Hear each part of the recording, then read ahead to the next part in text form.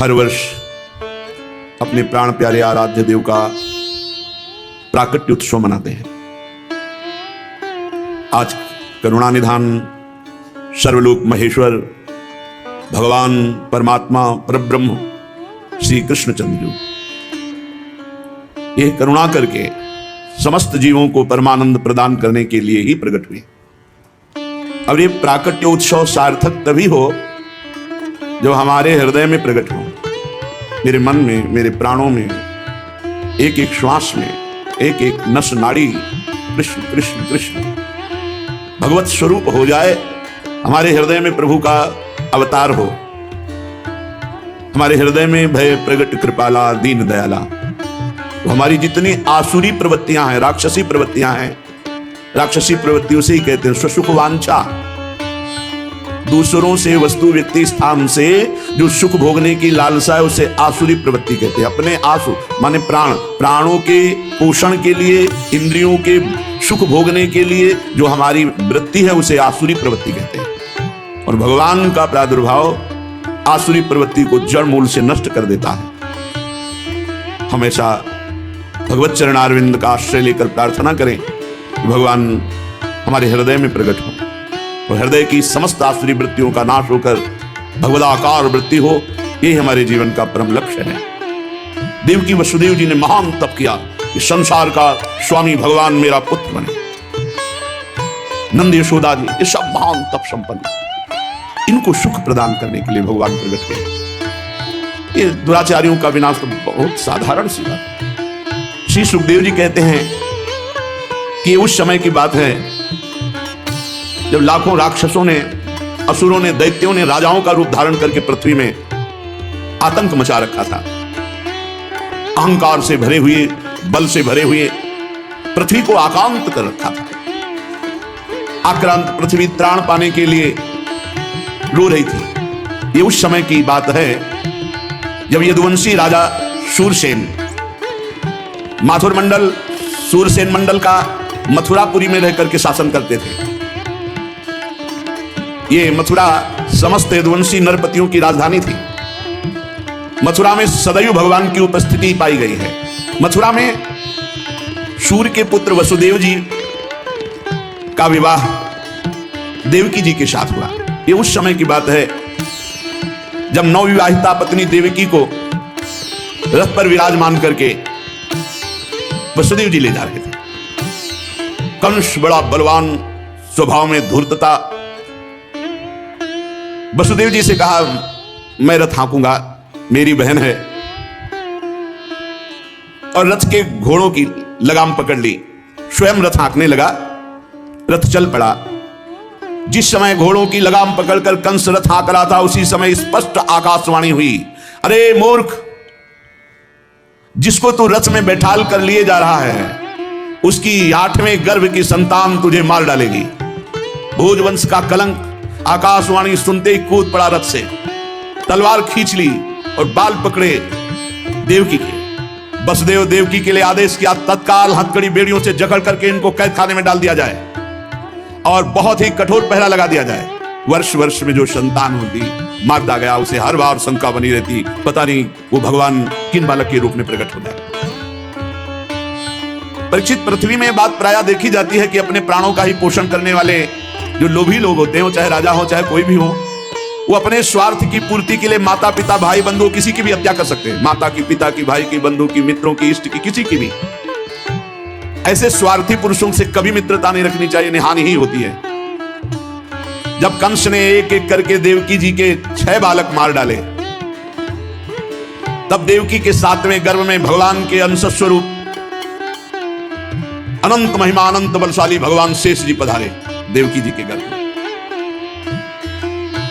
अनंत भगवान जब 7वें गर्भ के रूप में देवकी के उदर में पधारे, बड़ा आनंद।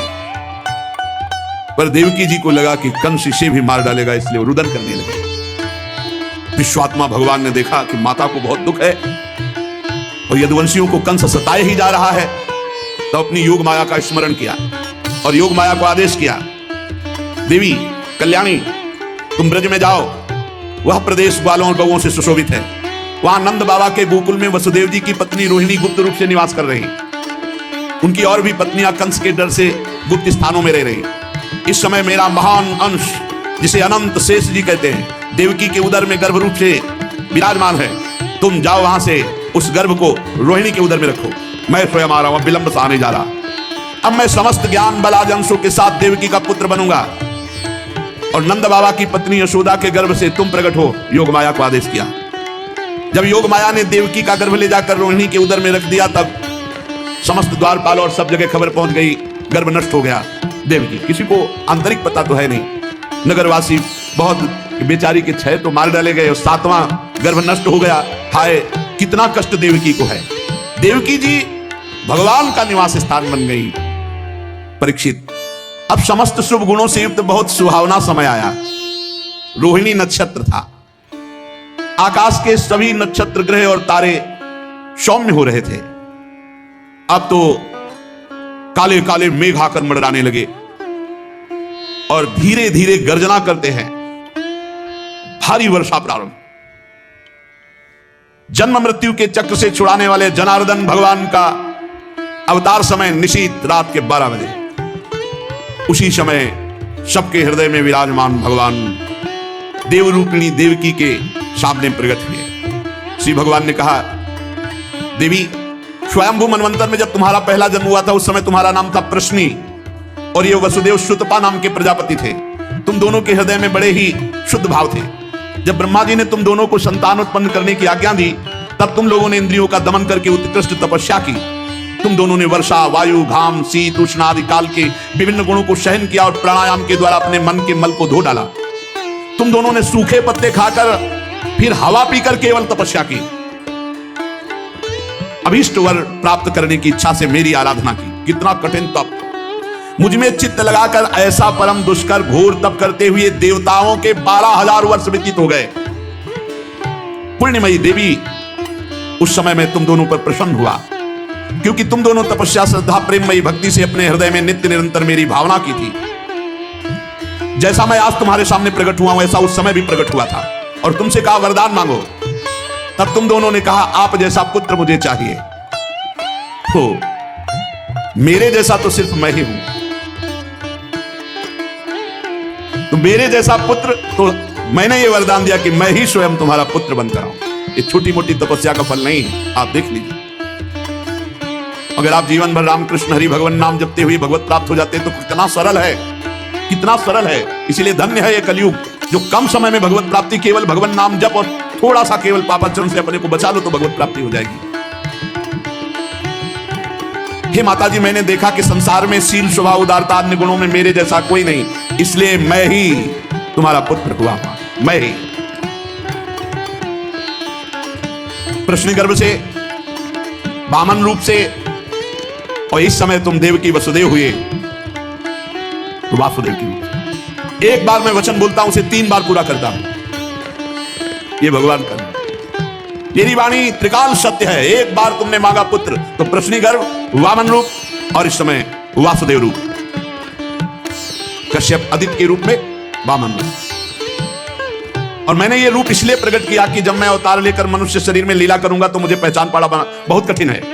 इसलिए तुम लोग ध्यान रखना मैं कौन हूं। ये खास बात ध्यान देने योग्य बात है। भगवान कह रहे कि तुम दोनों मेरे प्रति पुत्र भाव और निरंतर ब्रह्म भाव रखना। युवाम माम पुत्र भावेन ब्रह्म भावेन चाचकृत चिंतयन्तो कृतस्नेहो यासे थे मदगतिम पराम। तब तुम मेरे परम पद को प्राप्त होगी। चिंतनीय कौन है गोपाल जी, कौन है लाल जी? कह रहे तुम मेरे प्रति पुत्र भाव और निरंतर ब्रह्म भाव, इस प्रकार के चिंतन द्वारा तुम मेरे पद को, मेरे प्रिया प्रीतम है कौन? देखो हित सजनी जो नहीं कह रहे, जैसे हित हरिवंश करत अपनो जस प्रगट अखिल ब्रह्मांड के अधिपति हैं। पर ब्रह्म परमात्मा तत्व की उपासना हो रही। हमारा भाव है कि वो हमारे यार हैं, हमारे मित्र हैं, हमारे पति हैं, हमारे पुत्र हैं, हमारे स्वामी हैं, जो भाव रख सके, लेकिन है कौन? इसीलिए शांत भाव है। शांत भाव में पूर्ण तत्व ज्ञान हो जाता है। भगवान इतना कहकर चुप हो गए और अपनी योग माया से देखते देखते एक छोटे शिशु के रूप में नीलमणि, वसुदेव जी ने देखा भगवान तो भालू रूप हो गया। अब तो और डर लगा, कहीं कंस को पता चल गया और तलवार लिए हुए आवे कुछ अमंगल करे। बहुत घबरा गए और भगवान ने कहा कि मुझे गोकुल पहुंचाओ, नंद बाबा के यहाँ सुधा मैया के पार्श्व में सुला के आओ। मुझे तुम्हें डर लग रहा है, मैं मारूंगा इसे, पर अभी मुझे पहुंचा वहां। भगवान की आज्ञा का पालन करने के लिए जो ही चेष्टा की, ध्यान दीजिए, भगवान की आज्ञा का पालन करने के लिए जो ही चेष्टा की तो अपने आप हथकड़ी बेड़ियां कट गई। माया की हथकड़ी बेड़ियां कट जाएंगी जो ही भगवान की आज्ञा का पालन कर। और बड़े बड़े दरवाजे कोई एक दो नहीं थे, कई दरवाजे थे कंस के कारागार के। फटाफट सब ताले टूट गए, दरवाजे खुल गए। अद्भुत चमत्कार। और जितने पहरेदार घोर राक्षसी स्वभाव के, जिंदा खा जाए ऐसे पहरेदार थे, सब मूर्छित घोर निद्रा में। अब हथकड़ी बेड़ी कट गई, लाला को लेकर के चले। उस समय घोर बादल छाए हुए, अंधेरा, कुछ दिखाई नहीं दे रहा। कितना कष्ट में जीवन भक्त। अब सोचो, अभी अभी तो प्रकट हुए हैं और अभी अभी त्याग करने जा रहे हैं, अभी अभी त्याग करने। इधर समस्त द्वारपाल सब सोए हुए हैं वसुदेव जी भगवान को लेकर। वर्षा हो रही, पीछे पीछे गुप्त रूप से शेष भगवान फण डाल मेरे प्रभु को भूलने न लगे। जब वो लीला कर रहे, वसुदेव जी को पता नहीं कि पीछे शेष भगवान फण धारण किए। वो तो बस चिंतन में चले जा रहे हैं, कैसे वहां जाएंगे, कोई जान ना जाए कोई। और वहां पहले ही योग माया ने पूरी व्यवस्था करी, पूरा का पूरा परिकर सब बेहोश है नींद में, किसी को सुध नहीं है। केवल यशोदा मैया को प्रारंभ में इतना था, कुछ हुआ वो बेहोश हो गए। क्या हुआ ये निर्णय नहीं हुआ। पूर्ववासियों की समस्त इंद्रिय वृत्तियों की चेतना हर ली, सब अचेत हो गए। इतनी मोटी जंजीरें लगी हुई थी, ताले लगे हुए थे, जेल के साथ टूट गए। भगवान श्री कृष्ण को गोद में लिए हुए जैसे जैसे आगे बढ़ते सब दरवाजे अपने आप खुलते चले थे और पहरेदार सब सो रहे। बादल नजदीक आकर मानो बरस रहे हो, ऐसे लटक लटक के बादल। शेष भगवान अपने फणों से जल को रोकते हुए 1000 फण पीछे पीछे चल रहे। यमुना जी ने देखा कि प्रभु पधार रहे, तो पहला चरणामृत तो हमारे अधिकार बनता है। अरे जिनके चरणों का ध्यान बड़े बड़े महापुरुष शिव आदि करते हैं, आज वही प्रभु मेरे पास आ रहे हैं। आनंद में भर गई यमुना जी और उफान। यमुना जी ने जब उफान आनंद का लिया तो वसुदेव जी के प्राण बहुत घबरा रहे हैं कि अब क्या करें, लौट सकते नहीं, कोई नौका आदि है नहीं। चलो प्रभु ने आज्ञा करी है तो वही देखेंगे। अब मेरे प्राण चाहे चले जाए, मेरे लाला को कुछ। यमुना जी उफान कर रहे कि चरण छू ले, और वसुदेव जी उल्टा सोच रहे कि यमुना जी बढ़ रही तो लाला को बचाए। देखो ये समर्पण है, मेरे प्राण भले चले जाए, आज्ञा का पालन प्रभु को पहुंचाना है और सुरक्षित पहुंचाना है। यमुना जी ऐसे थपेड़ जोर जोर से बढ़ रही। भगवान ने कहा बाबा तो और ऊपर उठाते चले जा रहे हैं, तो यमुना जी और बढ़ती चली जाएंगी। एक श्री चरण बड़ा, ये वसुदेव जी को पता नहीं। जो ही यमुना जी को श्री चरण प्रभु के स्पर्श हुए तो तुरंत नाभिभर हो गए और ऐसे एकदम शांत। वसुदेव जी बाबा के नगर में गोकुल में गए तो डर रहे थे कि कोई देख न ले, लेकिन वहां कोई देखने वाला है, सब सोए हुए।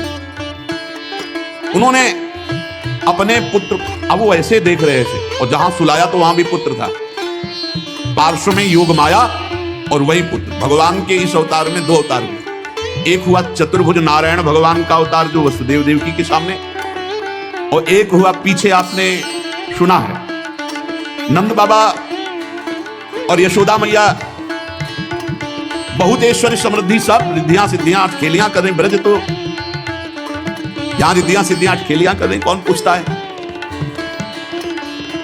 अवस्था डल गई थी नंद बाबा की, चौथापन था, और ब्रजवासी बाबा की इस दशा को देख के सह नहीं पा रहे थे, बाबा खिन्न रहते थे। उपनंद आदि वृद्ध गोपों ने परामर्श करके पुत्रष्टि यज्ञ का आयोजन किया। सबने यज्ञ पुरुष गोपराज नंद को पुत्र प्रदान करने की प्रार्थना की भगवान से। पुत्रष्टि यज्ञ हुआ। जैसे महाराज दशरथ जी की अवस्था डल चुकी थी तो श्रृंगी ऋषि ने पुत्रष्टि यज्ञ कराया, उससे खीर खीरो। जब भगवान 4 रूपों में प्रकट हुए, राम लक्ष्मण भरत शत्रुघ्न। पुत्रष्टि यज्ञ का अनुष्ठान हुआ नंद बाबा के यहां। अब उच्च कोटि के ब्रह्म ऋषि वेद ध्वनि आकाश में मुखरित हो रही थी। गोपराज श्री नंद बाबा अंतापुर में यशोदा मैया के पास बैठे हुए कहा, यशोदा रानी इस बार पूरे ब्रजवासियों का आशीर्वाद है, सब ब्रह्म ऋषि हैं, कई बार हो चुकी, इसका मतलब पुत्र के लिए कई बार उपाय किए जा चुके थे, इस बार फलस्वरूप में मेरे पुत्र होगा। मन में बड़ी कामना है, मेरा विश्वास है ये जो यज्ञ हो रही, चूंकि ब्रजवासियों का आशीर्वाद है और ब्रह्म ऋषि जन बड़े महिमाशाली हैं, पर मेरे मन में एक उदासी छा जाती कि कर्म से ऐसा पुत्र नहीं होगा जैसा मैंने एक स्वप्न देखा है। ये कर्म जनित तो नहीं हो सकता। यज्ञादि कर्मों के सभी फल चंचल हैं और मैंने जो पुत्र देखा है वो अचल है, अविनाशी है। बड़ी आशा, पर लगता है मेरी दुराशा है क्या? वो कर्म फल से तो नहीं प्राप्त हो सकता जैसे मैंने देखा है। मैंने एक स्वप्न देखा जो आज तक तुमसे नहीं बताया, यशोदा रानी से। भगवान नारायण भी उतने सुंदर नहीं जैसा वो बालक सुंदर मुझे स्वप्न में दिखाई दिया। मुझे ऐसा लगता है कि त्रिभुवन में कोई है नहीं सुंदर। एक बार जिसके हृदय में वो प्रकट हुआ उसको कोई आकर्षित कर सके ऐसा त्रिभुवन में नहीं। ब्रजराज की बात सुनकर यशोदा रानी ने कहा, सच्ची तुमने स्वप्न में देखा? बोले हाँ। बोले मैंने तो बताया नहीं, मैंने भी स्वप्न में देखा है। क्या? बोले मैं नित्य सहधर्मिणी हूं, तुम्हारी सुख दुख की नित्य संगिनी हूं, मैं तुमसे क्या छिपाऊं? जैसे बालक की बात कर रहे हो ना, हमने तो इसलिए नहीं बताया कि आप कहोगे कि तुम्हारा पागलपन है। बिल्कुल वैसे ही मैंने देखा है। श्यामस चंचल चारु दीर्घ नयनो बालस्तवांक स्थले दुग्धोद्गारि पयोधरे स्फुटमसौ क्रीडन मया लोक्यते स्वप्नस्तत् किमुजागरः किमथ वेत्ते तन्न निश्चीयते सत्यम ब्रूहि सधर्मिणी स्फुरति किम सोयम तवाप्यंतरे।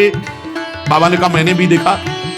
दिव्याति दिव्य नीलमणि सदस्य श्याम सुंदर वर्ण एक बालक तुम्हारे गोद में दुग्ध पान कर रहा है, जो चंचल नेत्र मनोहर विशाल भाल तुम्हारी गोद में स्थित देखा, वो तुम्हारा पयोधर पान कर रहा है। कैसे बताऊं, अब तो मेरी ये दशा है कि सोता हूं या जागता हूं मुझे कुछ पता नहीं चलता। हर समय बालक लगता है मेरी गोद में चढ़ रहा है, मेरी दाढ़ी खींच रहा है। कभी मैं देखता हूं तुम्हारी गोद में दुग्ध पान कर रहा है। यशोदा मैया आनंद विवल होकर कहने लगी, ब्रजराज ऐसा ही, ऐसा मैंने भी देखा है, ऐसा ही देखा है। वो तुम्हारे टोन पर चढ़े खेल रहा, मैंने देखा है ऐसा। सत्य सत्य सत्य कहती हूं, मैंने देखा, मैंने कि उसे स्तन पान करा रही हूं, पर संकोचवश नहीं बताया कहां वो दिव्य बालक और कहां मैं। ब्रजराज नंद ने कहा मैंने असंभव समझकर ये बात तुमसे छुपाई थी। यशोदा मैया ने कहा मैंने भी, कि तुम हमारा पागलपन समझोगे। लेकिन ऐसा अगर दोनों के स्वप्न में आया तो जरूर भगवान हमारे स्वप्न को पूरा करेंगे। नारायण जिनकी हम आराधना करते हैं, नारायण सेवानिष्ठ नंद बाबा और यशोदा मैया दोनों तन मन वचन से भगवान श्री हरि की शरण में होकर के द्वादशी दिन यथाविधि व्रत करने का नियम लिया। उत्तृष्टि यज्ञ के बाद द्वादशी व्रत की संख्या वृद्धि के साथ साथ अब वो स्वप्न में देखा हुआ जो दिव्याति दिव्य बालक है वो खुली आंखों झलकने लगा। अब तो भारी व्याकुलता बनी।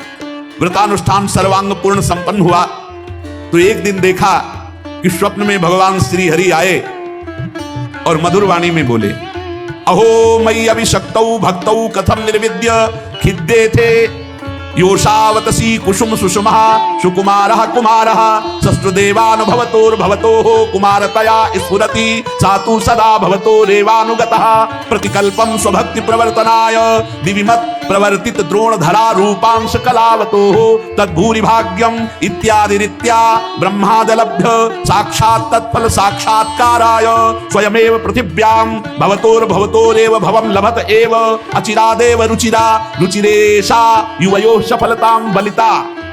यह आदेश हुआ। नंद यशोदा तुम मुझ में आसक्त और मेरे परम भक्त हो, तुम इतने खिन्न क्यों हो रहे हो? अतसी कुसुम के सदस्य श्याम सुंदर सुकुमार कुमार जो तुम्हारे स्वप्न में जागृत में अनुभूति का विषय बना हुआ है वो मैं हूं। निकुंज विलासी श्री ठाकुर जी ने कहा, जगत में वात्सल्य प्रेम का प्रचार करने के लिए मेरी प्रेरणा से द्रोण और धरा के रूप में तुम स्वर्ग से आविर्भूत हुए हो। कल्पों तपस्या की है मेरी प्राप्ति के लिए, जो ब्रह्मादि के लिए अलभ्य है। सौभाग्य है कि वो तुम्हें प्राप्त हो रहा है। उसी फल का आस्वादन करने के लिए अब तुम तैयार हो जाओ। चिंता मत करो, गोपराज मैं प्रकट होने वाला हूं। समझिए, वहां देवकी वसुदेव के यहां चतुर्भुज भगवान नारायण और यहां निकुंज विलासी श्री ठाकुर जी। श्री यशोदा जी बहुत आनंदित रहने लगी। तो एक दिन समस्त ब्रजवासियों ने देखा कि एक अर्धवृद्धा तपस्विनी स्नातक ब्राह्मण बालक को लिए गोपराज नंद की सभा में पधारी। इतनी तपस्विनी तेजस्विनी सब ब्रजवासी खड़े हो गए और आसन देकर प्रणाम करके पूछा, देवी आप कौन हो? आज तक तो आपको देखा नहीं, आपको देखने पे लगता है साक्षात भगवान की योग माया शक्ति हो। ये बालक कौन है? नारद मुनि जैसा दिखाई देता है। आप परम हम ब्रजवासियों का कल्याण करने के लिए पधारी हो। गोपराज के सभासदों की बात सुनकर तपस्विनी ने मुस्कुराकर कहा, मेरा नाम पौर्णमासी है, मैं महान तपस्विनी और दैवज्ञा हूं, तीनों काल का मुझे ज्ञान है। और ये जो बालक है तुमने कहा नारद जी जैसा, इसका नाम मधुमंगल है। ये बालक स्नातक है, इसका दर्शन करके नारद जी का स्मरण होना उचित ही है। ये संपूर्ण वृत्ति नारद जी वाली ही रखता है। तपस्विनी की बात सुनकर गोपराज सभा के सदस्यों ने हाथ जोड़कर पूछा, देवी हम आपकी सेवा करने योग्य बिल्कुल ही नहीं है, इस पर भी आपने हम लोगों पर महती कृपा की, मेरी कुछ समझ में नहीं आ रहा कि आप यहाँ क्यों पधारी। तो उन्होंने कहा, तुम लोगों को पता नहीं एक अनिर्वचनीय महासौभाग्य उपस्थित होने वाला, इसलिए मैं यहाँ आई हूं।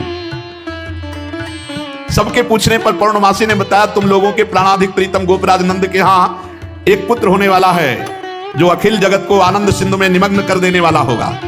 पौर्णमासी की बात सुनकर सभी परमानंद में उल्लसित पुलकित गदगद वाणी से कहने लगे, देवी आपके शुभागमन से हमारा ये ब्रज जो है महान तीर्थ हो गया।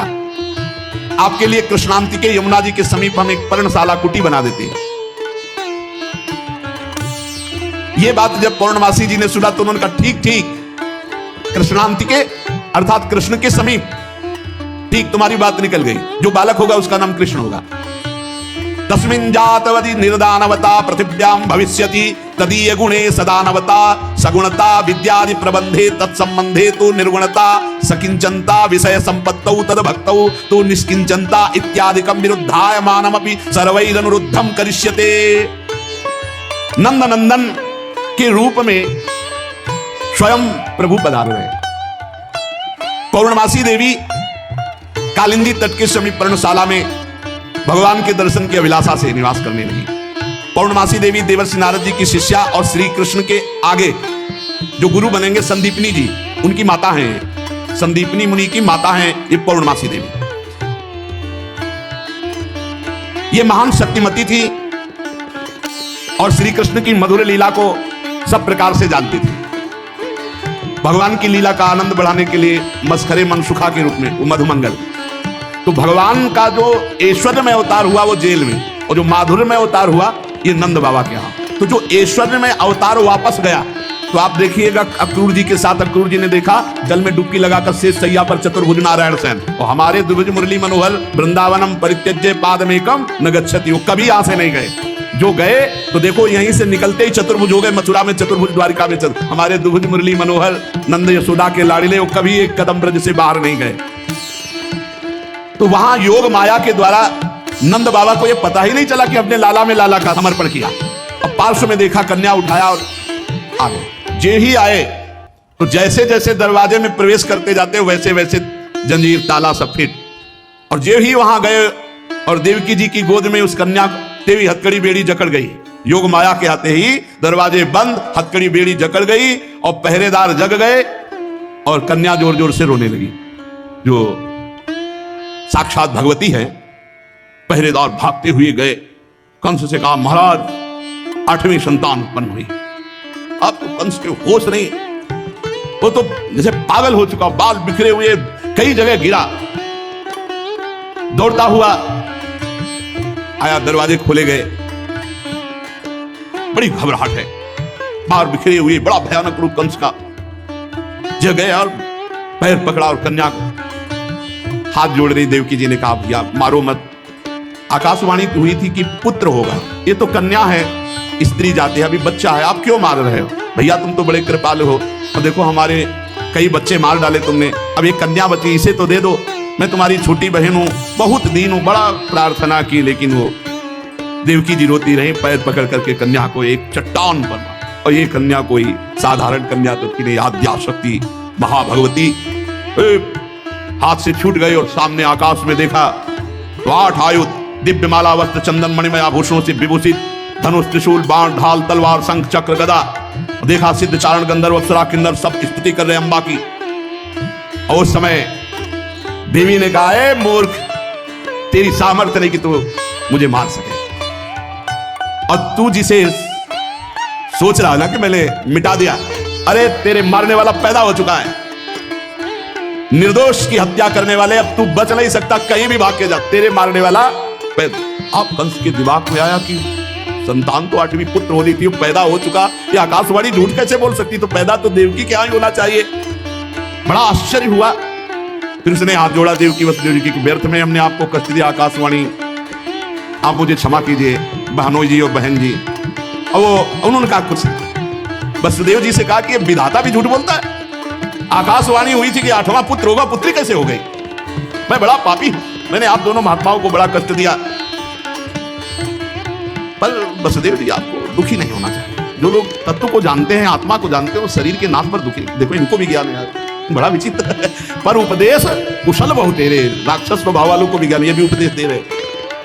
वसुदेव जी ये शरीर को जो आत्मा मान बैठते हैं, इसी उल्टी बुद्धि के कारण ये एक दूसरे से बैर और राग द्वेष कर लेते हैं, जन्म मृत्यु को प्राप्त होते हैं। यद्यपि मैंने तुम्हारे पुत्रों को मारा, फिर भी ज्ञान के द्वारा देखो कौन किसको मारता है। बड़ा सुंदर ज्ञान है, अभी बताएंगे ठाकुर जी आके तुम्हें कौन किसको मारता है लौट के। ये जो अपने स्वरूप को भूले हुए हैं लोग, इसीलिए मैं मरने वाला हूं, मैं मारता हूं, ऐसा मैं दुख भोग रहा हूं, ये मेरे को दुख देने वाले घोर अज्ञान की बात। कोई किसी को मारता नहीं, कोई किसी को दुख नहीं, जीव अविनाशी है, शरीराभिमान के कारण ऐसा। फिर भी मैं क्षमा चाहता हूं आपसे। वसुदेव जी के चरण प्रकार देवकी जी ने कहा भैया भैया बस पैर छूने की जरूरत नहीं है, आप खुशी रहो। यह आपने बताया नहीं कि अज्ञान के कारण ही, शरीराभिमान के कारण ऐसा होता है, अपने और पराये का भेद, बस बस आपका इसमें कोई दोष नहीं है। जब वसुदेव और देवकी जी ने इस प्रकार, तो कंस वहां से अनुमति लेके चला गया और बुलाया पूरे परिकर को और कहा योग माया ने जो कहा है वो झूठा नहीं हो सकता। 8वीं संतान पैदा हो चुकी है मारने वाली, तो ये लड़की नहीं हो सकती, ये पुत्री नहीं हो सकती, कुछ है, प्लानिंग करो। वो कह रहे पैदा हो चुका तो ब्रज में होगा। कंस के मंत्री जितने थे वो कंस से भी ज्यादा बुरे स्वभाव वाले थे। उन्होंने कहा महाराज आज्ञा करो, ब्रज 84 कोस में आज से लेकर 10 दिन तक जितने भी बालक हुए आप मार डालेंगे हम लोग। बड़ा प्रसन्न हुआ इसका प्लान कि सबका नाश, और भगवान पहुंच चुके हैं यहां से ईश्वरी स्वरूप, और यहां से ब्रज के लाडले ठाकुर कभी बाहर नहीं गए, पक्का मानना। कभी ये जितने संत जन ऐसे थोड़ी जी रहे हैं, पूरी भावना में नहीं जी रहे भाई। छिन छिन बिहरत संग, छिन छिन निरखत प्रेम भरी, छिन जस कहा तब हम। अब जब मैया के नेत्र खुलेंगे, लाला को देखेंगे तो उत्सव मनाएंगे।